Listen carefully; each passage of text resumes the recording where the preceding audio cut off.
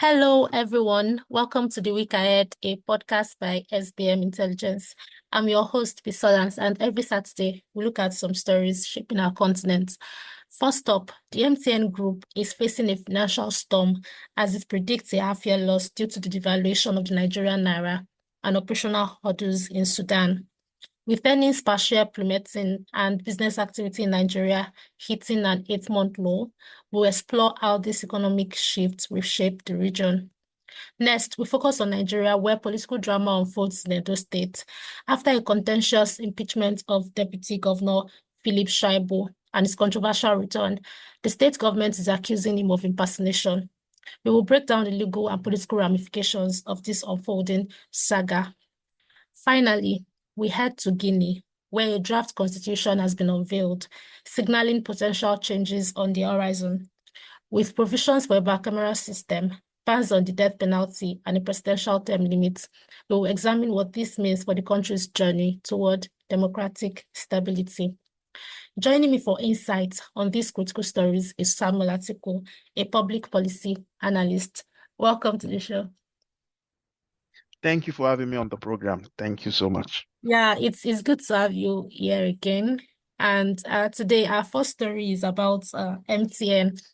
So recently, MTN made the headlines in Nigeria because of the old network issues during the protest that actually made people, pelt stones at their office, and which eventually led to the closure of the offices across the country. But right now, they are anticipating a half-year loss. So they've credited this to challenges in Nigeria and Sudan. But I want us to start with Nigeria. Can you break down the primary factors contributing to this downturn from Nigeria specifically? I think it was explicit in the investment call that it has a lot to do with the devaluation. That's the adverse currency translation effect. Essentially, what it means is that if you notice that MTN's earnings, right, given the fact that they are from South Africa majorly, meaning that their base currency is it's in rand, it's in South African rand. So it means the money they make in Nigeria, the way they compute their financial is that they have to convert it to rand, and then based on that, they will ascertain whether they are profitable or not. So one of the biggest challenge is that the naira has lost significant amount of its value. If you know, the naira had fallen from almost about 700 to I think about 1,004, 1,005. And that's one big challenge in the room. And we know the implication itself. One, things like investors' confidence seems to have been diminished because of that. So if you're bringing dollars into the country, we understand that there are currency risk, but when you're calibrating your profit also, you want to be sure that you are making profit, not based on the naira, but based on the currency in which you moved into the country. If we try to rehash why this is the case, I mean, it's not something that is peculiar to just this year or last year. It's something that we saw coming. Aggressive monetary expansion by the central bank, essentially in quote unquote, expanding means and ways arbitrarily. And that means that you are creating more volume of naira, and then you have few dollars in the system. So by extension, if you have more naira, few dollars, I mean, the law of demand and supply tells us that the value of that naira will begin to fall. And that's what we have seen.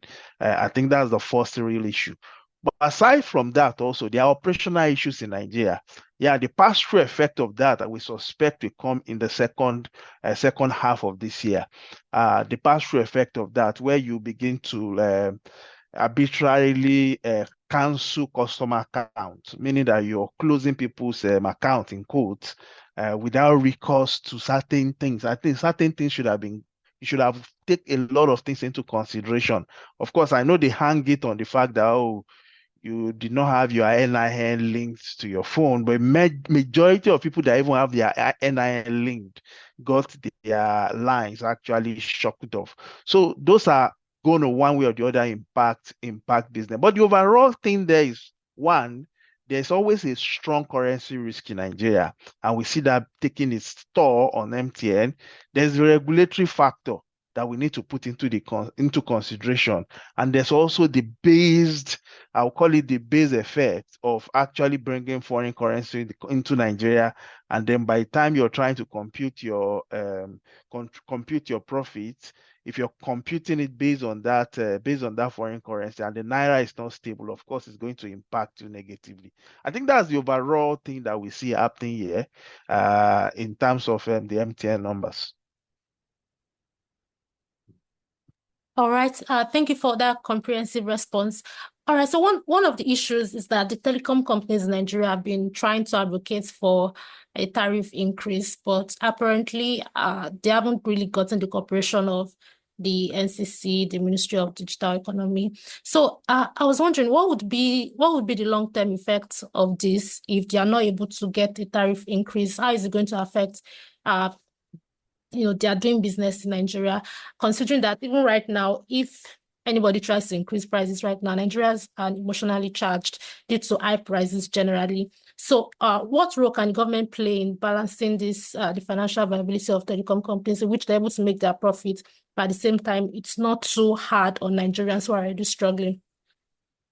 Yeah, every business will want to pass the cost of inflation down to the customer. Every business everywhere in the world will want to push that cost of customer.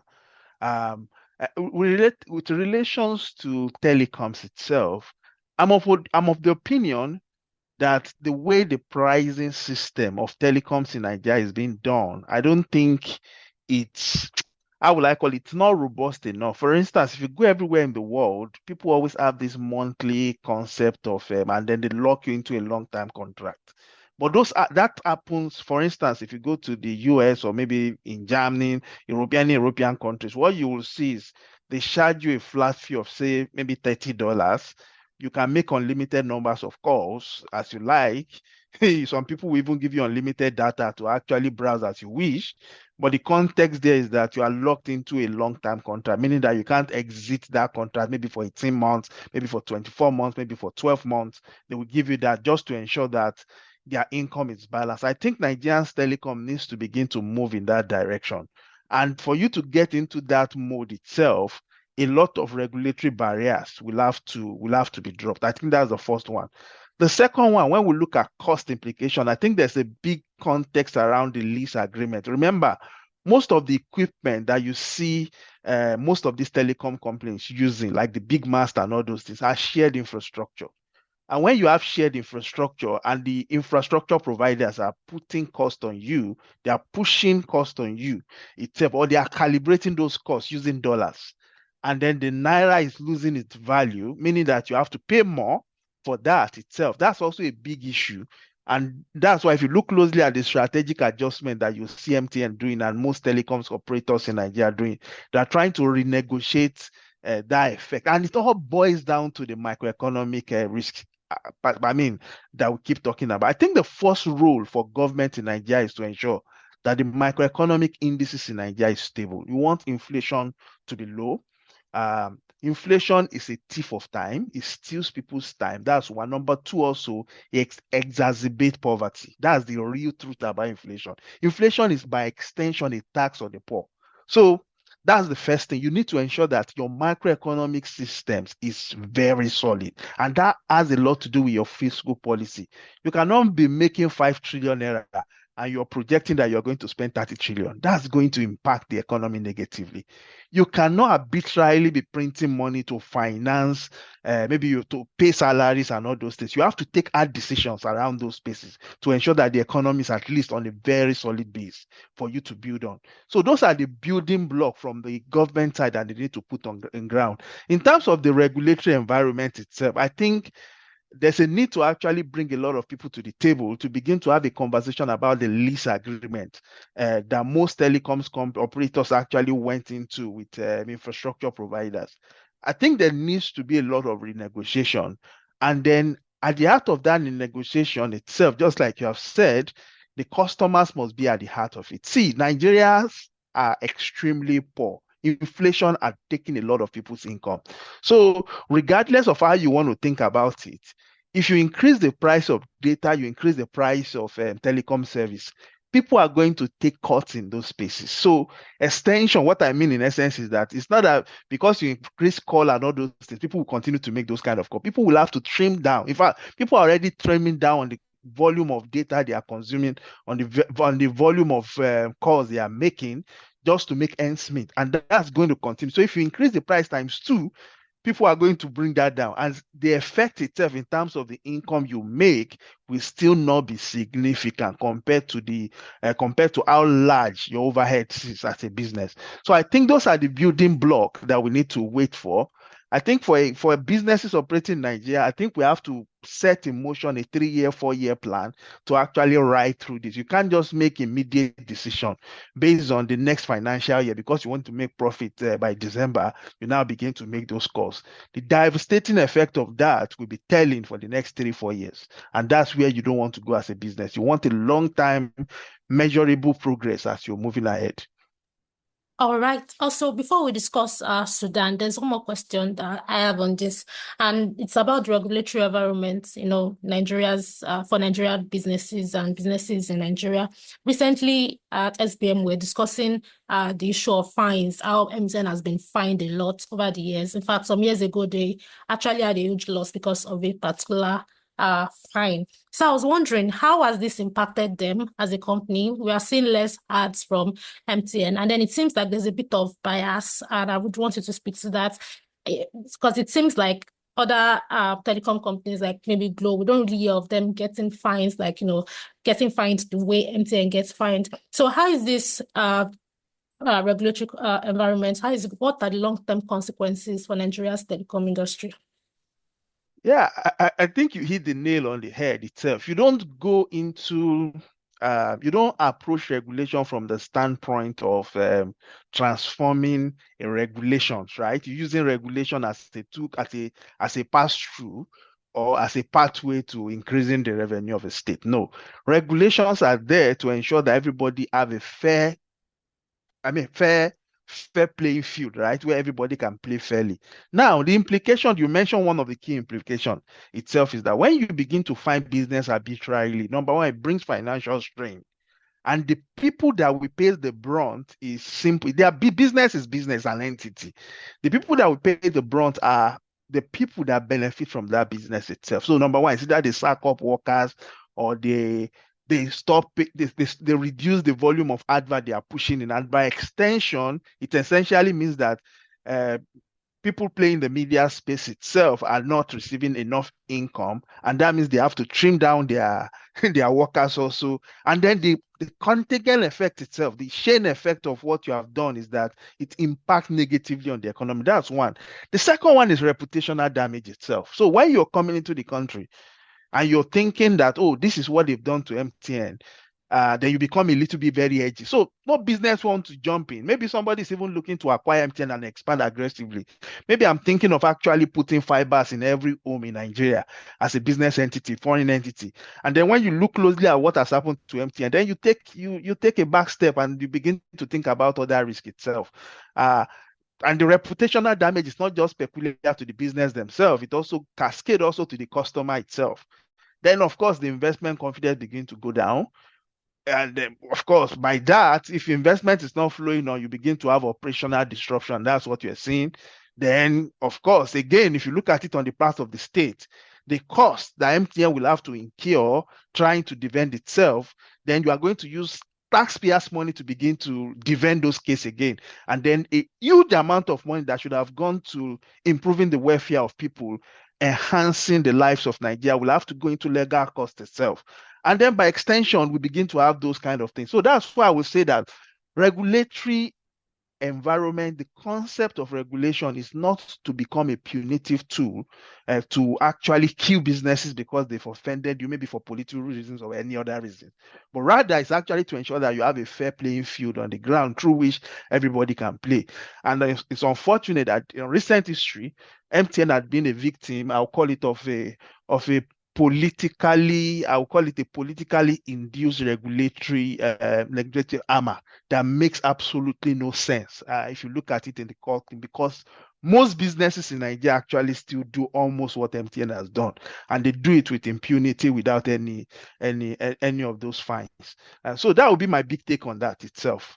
Uh, if you think about it very well. And that's why everybody seems to be hedging themselves. MTN needs to list in Nigeria so that maybe when people begin to see it as an entity, a Nigerian owned entity, yeah, since other Nigerian owned entity do the same thing essentially, or they allegedly do the same thing and they get away with it, maybe they will begin to give them some soft landing.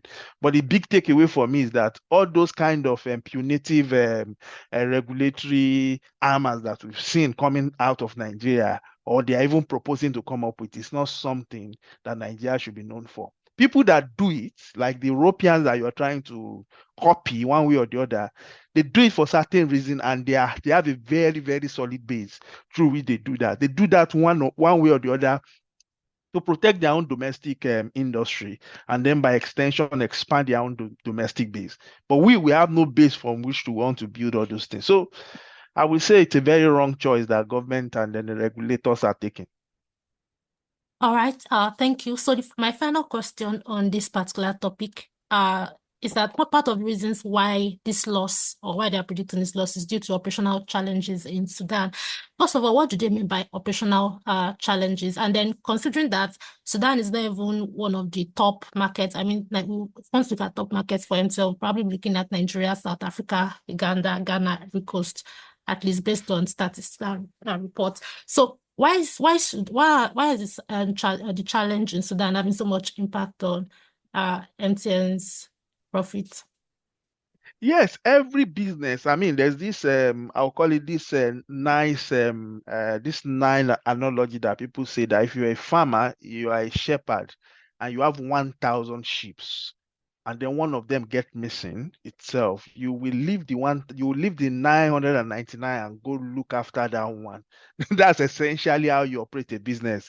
And you look virtually at all your operation and you don't discount out one. Now, if you look closely at Sudan, Sudan had been riddled in a lot of I'll call it more like a civil war. If you look closely at Sudan, there's been more like a civil war going on in Sudan, and it means that definitely, which we call the Sudan war. Now, within the Sudan war, it means that the infrastructure that MTN had put in that space that goes into their asset. Now, when you invest, when you look at your balance sheet itself, that goes on your asset line, right? And then you have a liability component to it. Now, your liability component could be your equity or could be something that you borrow. So essentially, you borrowed money to go and invest in Sudan, or you've used your own money to invest in Sudan. Now there's war. War had broken down in Sudan. I think it started in 2023, meaning that some of your assets are blown of of the heart itself. Some of them you can't access them, so you write them as lost. And when you write them as lost, it essentially means that you have to go to your profit and loss account and mark them as lost so that your account is a little bit balanced. And that's what you see happening in Sudan.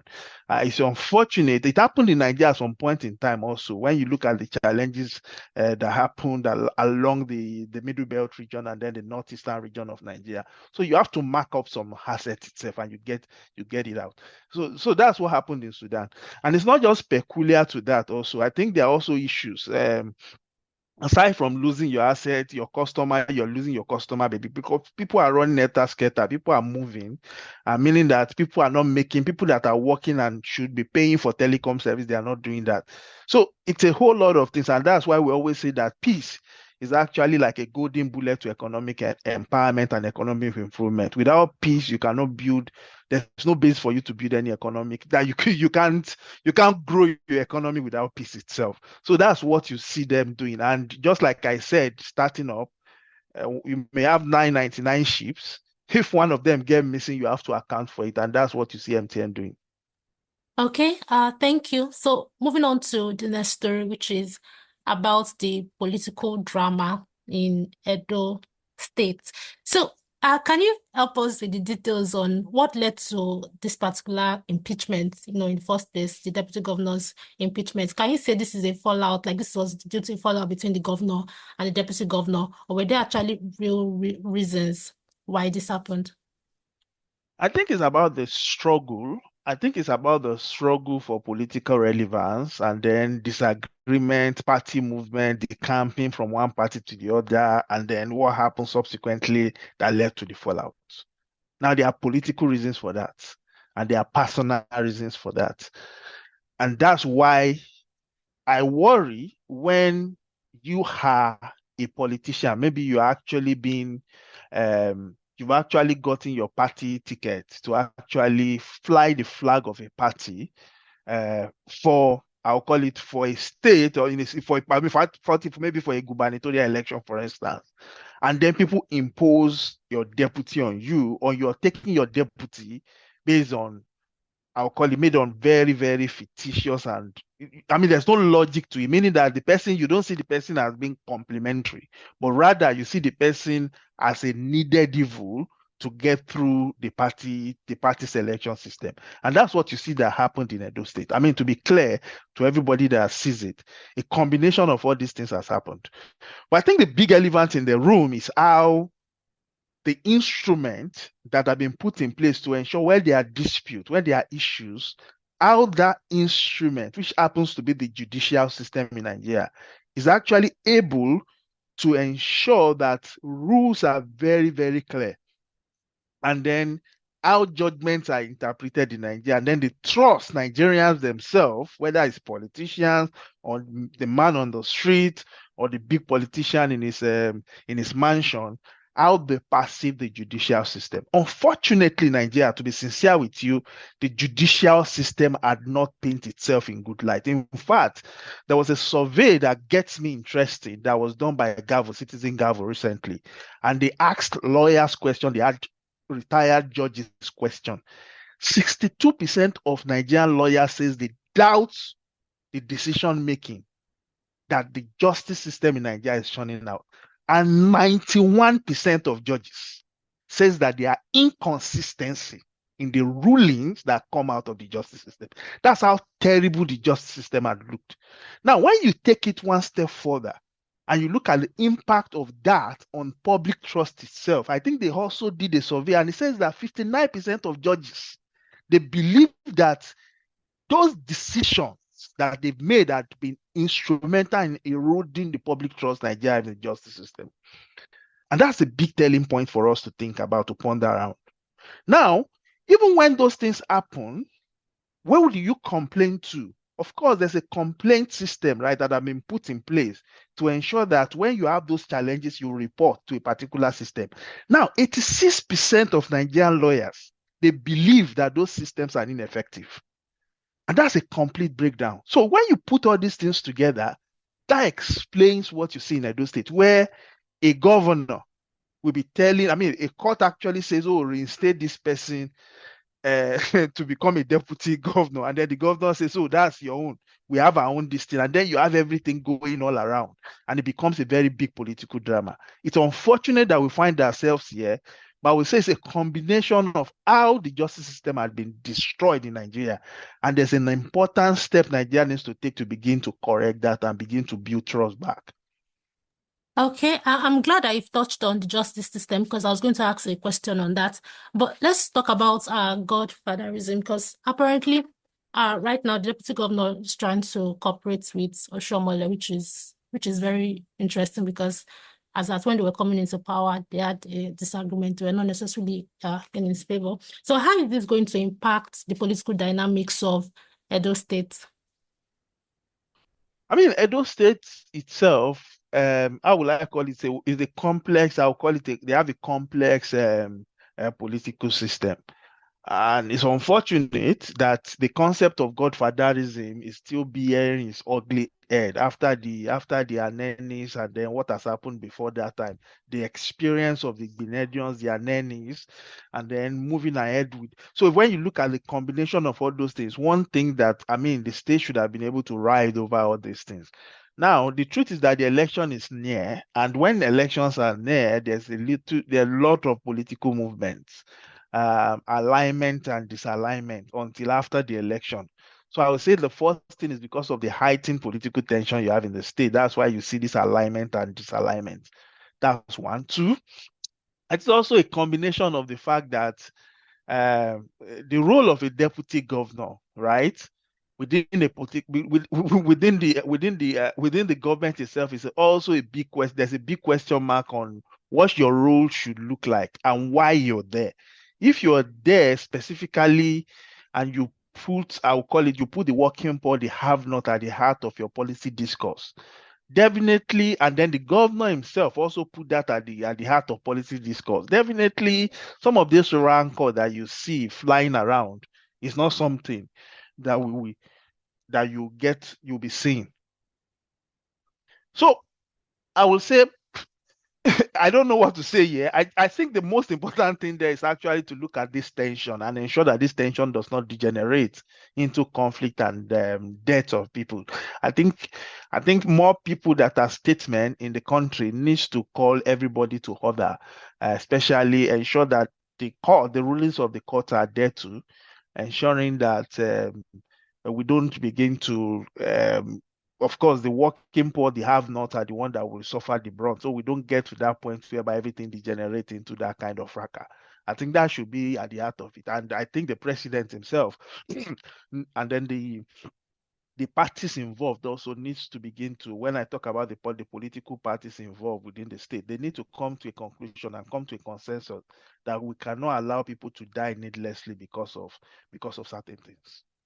All right, so my final question on this, and I wanted to attack this briefly, is how will this impact the elections coming in a few months? Do you think that this will impact negatively on the PDP's chance in the election, and or will this give like the APC a chance, to win or to take over? I mean, to be sincere, I have no idea the direction of travel in terms of who they will vote for. Everything seems to be polarized, and unfortunately, the poll stats in Nigeria are not very good enough to have most of the polls that you see flying out of Edo State are riddled in a lot of politics, and then the methodology are not extremely very clear. So I can't say, oh, this is the direction of travel. This is the public perception about certain instruments. And we hope that as Nigeria begins to advance even further, we begin to see some of those things come up. In terms of who makes decision, to be sincere, I mean, I don't necessarily trust the justice. I mean, I don't trust the electoral systems in Nigeria to be able to do a good job. I mean, to be sincere with you, um, from voters registration, you see a whole lot of hanky-panky, the INEC placing there, to election material getting to a certain place on the day of election, to counting the election itself. And then you have a lot of challenges when it comes to collation. I think maybe calculators, you need a lot of calculators. Most of the calculators in Nigeria do not give you the same answers, especially when it comes to elections. And so the whole trust around the electoral system in Nigeria has a big question mark over its head. So I don't want to say I'm an astrologer. I'm not an astrologer. I think the big takeaway for me here is that I just hope that the will of the people of Edo State will take precedence itself, that INEC will do a good job and ensure that as many people as possible that wants to vote in that election have an opportunity of picking their governor. And then with that, we can now say, yes, we are now on the right path. But if we look at the back, I mean, I'm an actuary. Sometimes when you look at the back to estimate what is going to happen in the future, I don't think we are on the right path, and I don't think that will happen. But again, don't let me be pessimistic. Let me be hopeful. As Nigerians, I will always say, let's hope and pray to God that the election actually do help us elect the right leader that will anchor the affairs of that state, and then manage the Commonwealth of the state towards improving the life and lots of a lot of people from Edo State. All right, hopefully. I love how you emphasize the select and the elect. Yeah, because in this next story it's a bit close to the previous one, not too close, but it's about Guinea, which just released its draft constitution, which is expected to pave the way to constitutional rule. Due to the fact that we're running out of time, I just want to really focus on I think the parts that could have caught anybody's attention, anyone digging into this story, which is the fact that in this draft constitution, the president, the General Mamadi, the one currently in power. There's a bit of ambiguity around whether he's still going to run in future elections or not. So right now, people are wondering, is he going to run? Is this going to allow him to run? Or, and the problem around that is there's a bit of fear uh, around military rulers doing things like this, asking for a constitution, asking for elections, and then using it as a means to entrench themselves in power.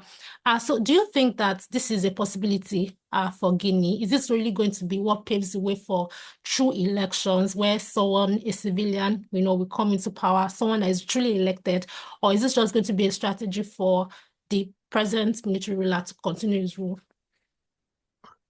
Yeah, I think it's a big question.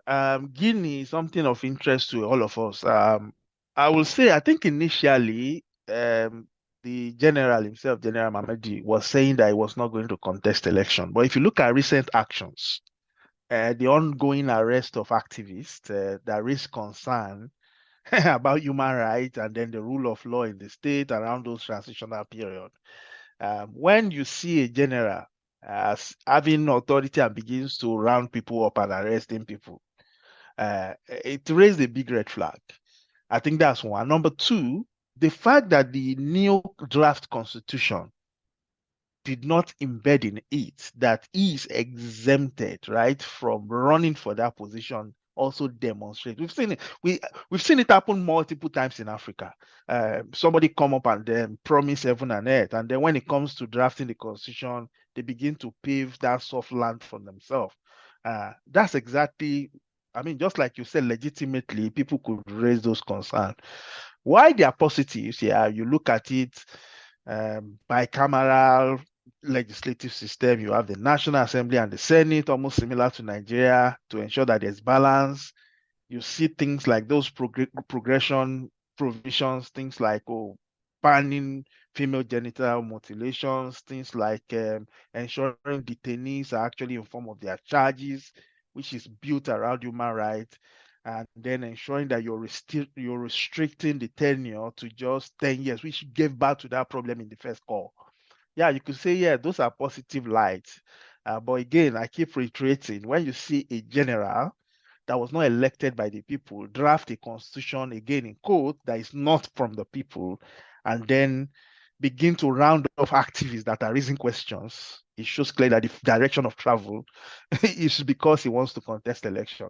But I think it's too early for us to begin to speculate. I think the most important pillar here is for people, yeah, the people, the international communities themselves with influence in Guinea to begin to exert more pressure on this general to leave the stage and never return.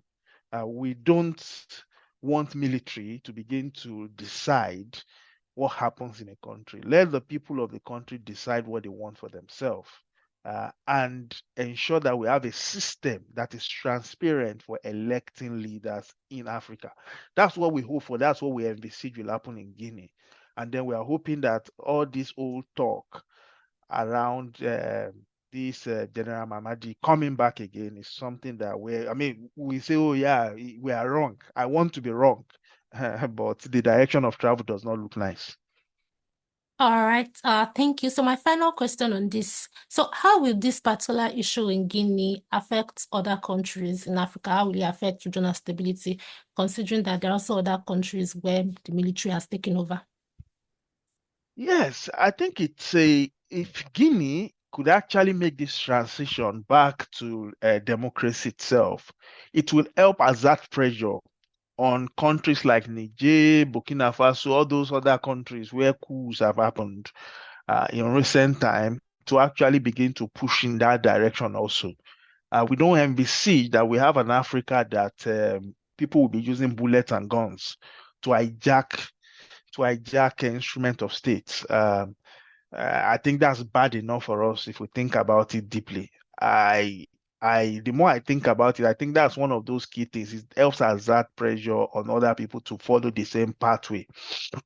I think that would be the first one. Number two, also, I think it's important for Guinea to put itself back in terms of mainstream. of economic development, ensure that it's not just a closed country that nobody wants to walk into, so that people can begin. I mean, the people of Guinea actually deserve, I mean, a lot of poverty in that country that needs to be addressed. Investors needs to come into that country. The instrument of state itself, law and order, the justice system needs to be strong in most of those African states itself. So if that happens itself, one way or the other, every step Africa takes towards that direction is good for the whole of Africa. I envisage that one day, hopefully before we before we are long gone, that Africa will have a united state, almost like you have in the European Union, where people can travel around, people can aspire to set up business anywhere in Africa, and then of course build business anywhere in Africa, trade with ourselves without any restriction. And the pathway to it, I keep reiterating, is having a very good political system where people's choice actually do matter. And I believe that Guinea could actually pave a way for other people to take a lessons from this, and especially for those being run by, I'll call it military rule in quote, or civilian military, countries like Cameroon, Uganda, so that we could follow in that pathway towards having a democracy. And then with that, with democracy, which is built around participatory governance, we can now begin to see significant improvement in the lots of most people in Africa. All right. Thank you so much, Samuel, for this insightful interview. Thank you for participating in this episode. Thank you so much for having me on the program, on the podcast. All right. Always a pleasure. Yeah. Yeah, thank you. And to all our listeners, this podcast is by SBM Intelligence. For deeper insight into our work, visit our website at sbmintel.com. And remember to connect with us on social media, on X, Facebook, and LinkedIn at SBM Intelligence. That will be all for today. Thank you for listening. Cheers.